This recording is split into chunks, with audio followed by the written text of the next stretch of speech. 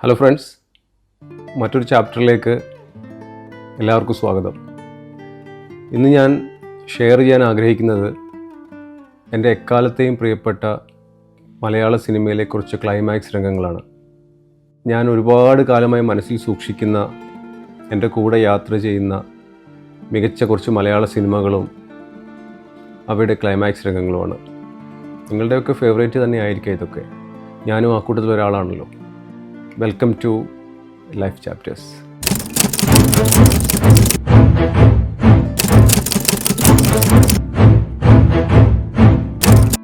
പക്ഷേ തംബ്നെയിൽ കണ്ടപ്പോൾ തന്നെ നിങ്ങൾക്ക് ഏകദേശം ഞാൻ സെലക്ട് ചെയ്ത മൂവീസൊക്കെ നിങ്ങൾക്ക് മനസ്സിലായി കാണുമല്ലോ. ഇതൊക്കെ എനിക്ക് പ്രിയപ്പെട്ടതാകാൻ കാരണമായ കുറച്ച് കാര്യങ്ങളെപ്പറ്റി നമുക്ക് വെറുതെ പറഞ്ഞു പോവാം. ആദ്യമായി ഞാൻ പറയാൻ ആഗ്രഹിക്കുന്നത് അനിയത്തിപ്രാവ് എന്ന മൂവിയാണ്. 1997 പുറത്തിറങ്ങിയ ഫാസിലിൻ്റെ സംവിധാനത്തിൽ പുറത്തിറങ്ങിയ ഒരു പ്രണയചിത്രമാണല്ലോ അനിയത്തിപ്രാവ്. കുഞ്ചാക്കോ ബോബനെ മലയാളത്തിന് കിട്ടിയ മൂവി കൂടിയാണ് അനിയത്തിപ്രാവ് എന്ന് പറയുന്നത്. ആ ഒരു ചെറുപ്രായത്തിൽ തന്നെ ഇതൊരു വല്ലാത്ത ഒരു പൈങ്കിളി മൂവിയായിട്ട് ഞാനത് കണക്കൂട്ടിയിട്ടുള്ളൂ. ഇന്നും അങ്ങനെ തന്നെ. ഇതിനകത്തെ പല രംഗങ്ങളും കാണുമ്പോഴും എനിക്കൊരു റിയലിസ്റ്റിക് ആയിട്ട് തോന്നാറില്ല. നമ്മളൊക്കെ പ്രേമിച്ചവരും പ്രേമിക്കുന്നവരൊക്കെ ആണല്ലോ. അപ്പോൾ ഇങ്ങനത്തെ ഒരു റിയലിസ്റ്റിക് അല്ലാത്ത രീതിയിലുള്ള കുറേ ഡയലോഗ്സും കുറേ സിറ്റുവേഷൻസും ഒക്കെയാണ് എനിക്ക് ആ മൂവി ആദ്യം കണ്ടപ്പോൾ പോലും തോന്നിയത്. ഇപ്പോഴും അങ്ങനെ തന്നെയാണ് തോന്നുന്നത്. പക്ഷേ ആ മൂവി എനിക്ക് ഇഷ്ടപ്പെടാൻ അതിൽ ഒരേ ഒരു കാരണമേ ഉള്ളൂ, അതിൻ്റെ ക്ലൈമാക്സ്. അത്രയും മനോഹരമായ ഒരു ക്ലൈമാക്സ് ആ ചിത്രത്തിന് ഒരുക്കി വെച്ചിട്ടുണ്ടെന്ന് നമുക്ക് ഒരിക്കൽ പോലും തിരിച്ചറിയാൻ പറ്റില്ല. അതിന് നമ്മൾ ഫാസിൽ എന്ന സംവിധായകനെ അംഗീകരിച്ചേ പറ്റുള്ളൂ. അത് ഇഷ്ടപ്പെടാൻ ബാക്കിയുള്ള ഒരു കാരണം കൂടിയുണ്ട്. ആ കഥ അങ്ങനെ അവസാനിക്കേണ്ടത് തന്നെയാണെന്ന് നമ്മളെ ബോധ്യപ്പെടുത്തുന്നുണ്ട് ആ ഒരു ക്ലൈമാക്സ്. രണ്ടാമത്തെ കാര്യം, അതിലെ അഭിനേതാക്കളുടെ ഒരു പ്രകടനമാണ്. എസ്പെഷ്യലി ശ്രീവിദ്യയും KPS ലളിതയും. അവരെ പോലത്തെ രണ്ട് ഗ്രേറ്റ് ലെജൻസ് ആ സീൻ മനോഹരമാക്കിയതിൽ നമുക്ക് അത്ഭുതപ്പെടാനില്ലല്ലോ. അപ്പോൾ ആ ഒരു ക്ലൈമാക്സ് രംഗം അന്ന് കണ്ടപ്പോൾ മുതൽ ഇന്നും എൻ്റെ മനസ്സിൽ അങ്ങനെ പച്ചപിടിച്ച് കിടക്കുന്ന ഒരു രംഗമാണ്. നിങ്ങളിൽ പല ആൾക്കാർക്കും ഇഷ്ടമുള്ള ഒരു ക്ലൈമാക്സ് രംഗം തന്നെ ആയിരിക്കും അത്. പലരുടെയും പേഴ്സണൽ ഫേവറേറ്റ് ആയിരിക്കും. എൻ്റെയും പേഴ്സണൽ ഫേവറേറ്റുകളിൽ ഒരു ക്ലൈമാക്സ് രംഗമാണ് അനിയത്തിപ്രാവ് എന്ന് പറയുന്നത്. സിനിമയെപ്പറ്റി എനിക്ക് വളരെ മികച്ച ഒരു അഭിപ്രായമൊന്നും ഇല്ലെങ്കിലും അതിലെ ക്ലൈമാക്സും അതിലെ പാട്ടുകളും ഒക്കെ ഇന്നും പ്രിയപ്പെട്ട തന്നെയാണ്. അടുത്തൊരു മൂവിയിലേക്ക് നമുക്ക് പോവാം. അടുത്തൊരു മൂവിയായിട്ട് ഞാൻ സെലക്ട് ചെയ്തിരിക്കുന്നത് മേഘമൽഹാർ എന്ന മൂവിയാണ്. മേഘമൽഹാർ റിലീസായത് എനിക്ക് തോന്നുന്നു ഞാൻ +2 പഠിക്കുന്ന സമയത്താണ് മേഘമൽഹാർ എന്ന മൂവി റിലീസായത്. അന്ന് നമ്മളെ വല്ലാതെ ആകർഷിച്ച, വല്ലാതെ സ്പർശിച്ച ഒരു മൂവി തന്നെയാണ് മേഘമൽഹാർ. കഥയായാലും ഗാനങ്ങളായാലും അഭിനയമായാലും ഒക്കെ നമ്മളെ വളരെയധികം ടച്ച് ചെയ്ത ഒരു മൂവിയാണത്. പ്രണയത്തിൻ്റെ വേറൊരു തലം കാണിച്ചു തന്ന അതിമനോഹരമായൊരു കമൽ ചിത്രമാണ് മേഘമൽഹാർ. ആ മൂവി അത്രയും മനോഹരമാക്കുന്നതിൽ ശ്രീ രമേശ് നാരായണൻ ഈണം നൽകി ONV കുറുപ്പ് എഴുതിയ പാട്ടുകൾ വഹിച്ച പങ്ക് ഒരുപാട് വലുതാണ്.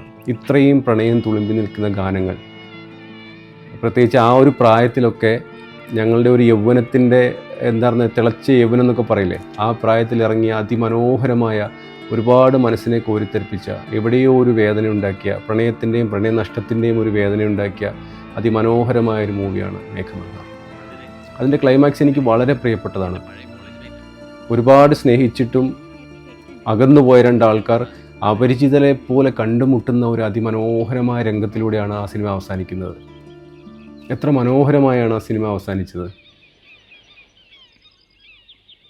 അവർക്ക് മാത്രം അറിയാവുന്ന സത്യം, അവർ പ്രണയിച്ചിരുന്നെന്നും ഇപ്പോഴും പ്രണയിക്കുന്നുവെന്നും അവർ മാത്രം അറിയുന്ന സത്യം, അത് പ്രേക്ഷകരുടെ ഒരു വേദനയായിട്ട് ആ ഹലോയിൽ കൂടി പ്രതിഫലിച്ചത് ഇന്നും എൻ്റെ ഓർമ്മയിലുണ്ട്.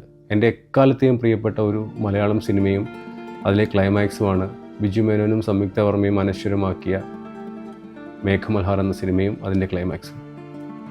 നമ്മുടെ മലയാളത്തിൻ്റെ ഗന്ധർവ സംവിധായകൻ ശ്രീ പത്മരാജൻ തിരക്കഥ എഴുതി സംവിധാനം ചെയ്ത മലയാളത്തിലെ എക്കാലത്തെയും മികച്ച പ്രണയ സിനിമകളിൽ ഉൾപ്പെടുത്താൻ പറ്റുന്ന, മലയാളത്തിലെ എക്കാലത്തെയും ആഘോഷിക്കപ്പെട്ട പ്രണയ ജോഡികളായ ജയകൃഷ്ണനെയും ക്ലാരയെയും നമുക്ക് സമ്മാനിച്ച തൂവാനത്തുമ്പികളാണ്.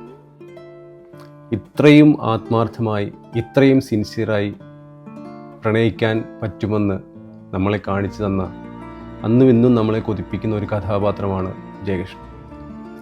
എങ്ങനെയാണ് ജയകൃഷ്ണൻ ഇത്ര മനോഹരമായി ക്ലാരയെ പ്രണയിച്ചത്? എങ്ങനെയാണ് ജയകൃഷ്ണൻ അത് തുറന്ന് സമ്മതിച്ചത് രാധയോട്?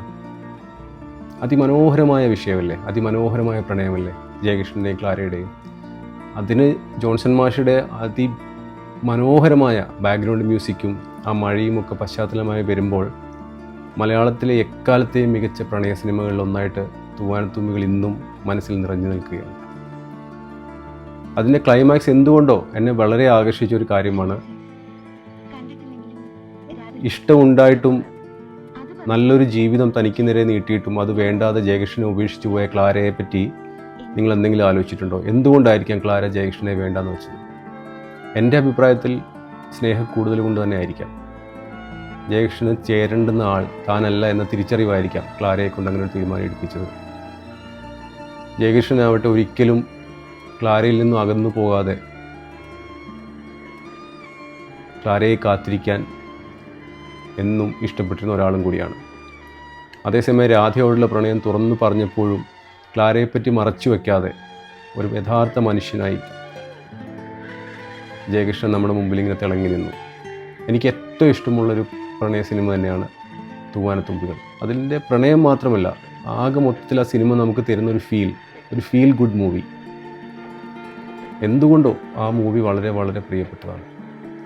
അതിൻ്റെ ക്ലൈമാക്സ് രംഗം ചിത്രീകരിച്ച ഒറ്റപ്പാലം റെയിൽവേ സ്റ്റേഷനും ആ ഒരു ബാക്ക്ഗ്രൗണ്ട് മ്യൂസിക്കും ഒക്കെ നമുക്ക് തരുന്നൊരു വൈബും ഒരു റൊമാൻസും അതൊക്കെ വളരെ ചുരുക്കം സമയങ്ങളിലേ നമുക്ക് കിട്ടാറുള്ളൂ. മലയാളത്തിലെ ഏറ്റവും ആഘോഷിക്കപ്പെട്ട പ്രണയ ജോഡികളായ ക്ലാരയും ജയകൃഷ്ണനും തന്നെയാണ് ആ സിനിമയിലെ മറക്കാനാവാത്ത ക്ലൈമാക്സ് രംഗത്തെ ഇത്രയും എനിക്ക് പ്രിയപ്പെട്ടതാക്കുന്നത്. അടുത്ത സിനിമ ഇതും ഒരു ലാലേട്ടൻ ചിത്രം തന്നെയാണ്, ദേവാസുരം. IV ശശി എന്ന പ്രതിഭാധനനായ സംവിധായകൻ മലയാളത്തിന് സമ്മാനിച്ച എക്കാലത്തെയും ഹിറ്റ് ചിത്രങ്ങളിൽ ഒന്നാണ് ദേവാസുരം. ദേവാസുരത്തിൻ്റെ ക്ലൈമാക്സ് രംഗം ഇത്രയും മനോഹരമാക്കുന്നതിൽ മോഹൻലാലിനോടൊപ്പം തന്നെ പങ്കുവച്ചിട്ടുള്ള ഒരാളാണ് വില്ലനായി അഭിനയിച്ച നെപ്പോളിയൻ. ഒത്ത എതിരാളി എന്ന് നമുക്ക് തോന്നൂലേ? ലാലേട്ടൻ ഒത്ത എതിരാളിയായിട്ട് വന്ന, നീലകണ്ഠൻ എതിരാളിയായി വന്ന ശേഖരനായിട്ട് നമുക്ക് വേറൊരാളെ ചിന്തിക്കാൻ പറ്റും. ഒരു മനുഷ്യൻ്റെ എല്ലാ വശങ്ങളും, നല്ലതും ചീത്തയുമായ എല്ലാ വശങ്ങളും തുറന്നു കാണിച്ച് ലാലേട്ടൻ അത് അതിമനോഹരമായി നമ്മുടെ മുമ്പിൽ എത്തിച്ചപ്പോൾ നീലകണ്ഠൻ എന്ന തെമ്മാടിയായ നായകനെ നമ്മളെല്ലാവരും അങ്ങ് ഏറ്റെടുത്തു. ആ നായകൻ അത്രയും വളർന്ന് വലുതാവാനുള്ളൊരു കാരണം തന്നോളം തന്നെ പോകുന്ന ശേഖരൻ എന്ന വില്ലൻ മറുവശത്ത് വന്നുകൊണ്ടാണ്. ശേഖരൻ്റെ പെർഫോമൻസും ശേഖരന് ശബ്ദം കൊടുത്ത ഷമ്മി തിലകനെയും നമുക്ക് മറന്നുകൊണ്ട് ആ സിനിമ കാണാൻ വേണ്ടി പറ്റില്ല. അത്രയും നീലകണ്ഠൻ വീണ് കിടന്നപ്പോൾ ശേഖരൻ നിറഞ്ഞാടിയ കുറച്ച് രംഗങ്ങൾ മതി ശേഖരനോടുള്ള മലയാളികളുടെ വെറുപ്പ് കൂട്ടാൻ വേണ്ടിയിട്ട്. ആ വെറുപ്പ് തന്നെയാണ് തെമ്മാടിയായ നീലകണ്ഠൻ ജയിക്കണമെന്ന് മലയാളികളെ കൊണ്ട് ആഗ്രഹിപ്പിച്ചതും. അതുതന്നെയാണ് സിനിമയുടെ മാജിക്കും. എല്ലാവരും അതിമനോഹരമായി പെർഫോം ചെയ്ത എക്കാലത്തെയും മാസ് ചിത്രങ്ങളിൽ മികച്ച ഒന്ന് തന്നെയാണ് ദേവാസുരം. ഒടുവിൽ ഉണ്ണികൃഷ്ണൻ്റെയും ഇന്നസെൻ്റെയൊക്കെ പെർഫോമൻസ് നമ്മൾ എങ്ങനെയാണ് മറക്കുക? നെടുമുടി വീണുവിനെ എങ്ങനെയാണ് മറക്കുക? എല്ലാവരും അതിമനോഹരമായി പെർഫോം ചെയ്ത മനോഹരമായൊരു ചിത്രത്തിൻ്റെ മനോഹരമായൊരു ക്ലൈമാക്സ് തന്നെയായിരുന്നു ദേവാസുരത്തിൻ്റേത്. അടുത്ത സിനിമയെപ്പറ്റി പറയുമ്പോൾ ആ സിനിമയുടെ ക്ലൈമാക്സ് മാത്രമല്ല, ഞാൻ മുമ്പ് പറഞ്ഞ സിനിമയുടെ ക്ലൈമാക്സുകൾ മാത്രമല്ല എനിക്കിഷ്ടം, പല ഫാക്ടേഴ്സും അതിലിഷ്ടമാണ്. പക്ഷെ ഞാൻ ഇനിയും പറയാൻ പോകുന്ന ദശരഥം എന്ന മനോഹരമായ മലയാള ചിത്രത്തിൻ്റെ ഒന്നും ഇഷ്ടപ്പെടാത്തതായിട്ട് മലയാളികളുണ്ടാവില്ല. ലാലേട്ടൻ്റെ ഏറ്റവും മനോഹരമായ പെർഫോമൻസ് കണ്ട എക്കാലത്തെ മികച്ച മലയാള സിനിമകളിൽ ഒന്നാണ് ദശരഥം. സരോഗസി എന്ന വാക്കുപോലും മലയാളികൾക്ക് അന്യമായിരുന്ന ഒരു കാലത്താണ് ശ്രീ ലോഹിതദാസ് ആ തിരക്കഥ മലയാളികൾക്ക് മുമ്പിൽ സമ്മാനിച്ചത്. ആ പ്രമേയത്തിൻ്റെ ഒരു പുതുമയോ അല്ലെങ്കിൽ അതിൻ്റെ ഒരു ആക്സെപ്റ്റൻസോ ഒന്നും ചിന്തിക്കാതെ, അല്ലെങ്കിൽ പെർഫോമൻസ് കൊണ്ട് ആ പ്രമേയത്തെ പോലും പിന്നിലാക്കി കളഞ്ഞ ലാലേട്ടൻ്റെ ഒരു മാജിക്കാണ് ദശരഥം. കൂടെ ജോൺസൺ മാഷിൻ്റെ അതിമനോഹരമായ ബാക്ക്ഗ്രൗണ്ട് മ്യൂസിക്കും നല്ല ഒന്നാന്തര പാട്ടുകളും. മലയാളത്തിൽ നമ്മൾ കണ്ട എക്കാലത്തെയും മികച്ച ക്ലൈമാക്സുകളിൽ ഒന്നാണ് ദശരഥത്തിലേത്. രാജീവ് മേനോൻ എന്ന കഥാപാത്രം വീട്ടുവേലക്കാരിയായ സുകുമാരിയുടെ കഥാപാത്രത്തോട് അവസാനം ചോദിക്കുന്നൊരു ചോദ്യത്തോടെ ആ സിനിമ അവസാനിക്കുകയാണ്. എങ്ങനെയാണ് ആ മനുഷ്യൻ ആ വികാരം ഉൾക്കൊണ്ട് അത്രയും ഇമോഷണലായി അത്രയും അനായാസമായി ആ ഒരു ചോദ്യം ചോദിച്ചതെന്ന് ഇന്നും നമുക്ക് അറിയില്ല. എന്തൊരു നിഷ്കളങ്കമായ ചോദ്യമായിരുന്നു അത്. ഒരമ്മ മകനെ സ്നേഹിക്കുന്നത് പോലെ മാഗിക്ക് എന്നെ സ്നേഹിക്കാമോ എന്ന്. നമുക്കത് വളരെ ഈസി ആയിട്ട് പറഞ്ഞു പോവാം. പക്ഷേ പുള്ളി കൊടുത്ത ഒരു മോഡുലേഷനും പുള്ളി കൊടുത്ത ഒരു ഇമോഷനും ആ രണ്ട് വാക്കുകളെ മലയാളികൾക്ക് മറക്കാൻ പറ്റാത്തതാക്കി. മലയാളം കണ്ട എക്കാലത്തെയും മികച്ച ക്ലൈമാക്സുകൾ ഒന്നാക്കി മാറ്റുന്നതിൽ ലാലേട്ടൻ്റെയും സുകുമാരിയുടെയും പെർഫോമൻസ് മാത്രം മതി ആ സിനിമയ്ക്ക്. അതിലെ ഓരോ സീനിലും സിനിമ തുടങ്ങിയ അവസാനം വരെ മോഹൻലാൽ എന്ന നടൻ മാത്രം നിറഞ്ഞു നിന്ന സിനിമയാണത്. ബാക്കി സകല ആൾക്കാരെയും സ്വന്തം പെർഫോമൻസ് കൊണ്ട് പിന്നിലായി കഴിഞ്ഞ ലാലേട്ടൻ. ദശരഥം എന്ന് ഓർക്കുന്ന സമയത്ത് മോഹൻലാൽ അല്ലാതെ വേറൊരു മുഖവും നമുക്ക് മനസ്സിലേക്ക് വരില്ല.